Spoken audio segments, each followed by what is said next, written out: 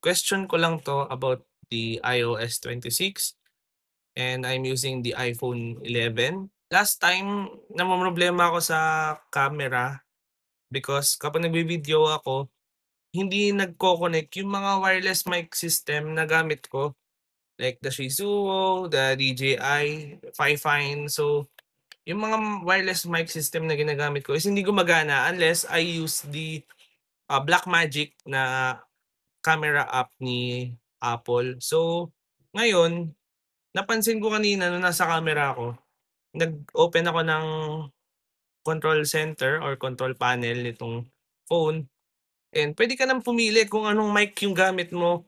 And usually naka-enable lang yung settings na yun before when you are doing some video calls or voice call na puwede mong gawing voice isolated yung boses mo, na puwede mong gawing, wide spectrum or standard, so automatic. And puwede mo na siya ngayon gamitin sa mga wireless mic system. Like this one, may fan ako dito sa tabi ko. 'Yan, may fan ako and napakalakas niyan, naka number 3 pa 'yan. Pero hindi siya naririnig dito sa aking video dahil nga nagkakaroon na ng voice isolation yung mic ng iPhone ko na hindi ko na kailangan gumamit ng wireless mic lalo na kung hindi naman ako lalayo, like kung ganito lang naman tayo.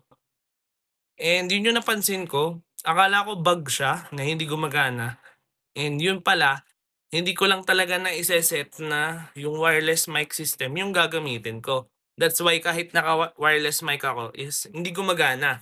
So yun lang yung napansin ko and kayo ba, how's the sound quality of this iPhone 11 na naka-voice isolation? Please let me know in the comments down below kung ano yung mga na-experience niyo rin sa iOS 26.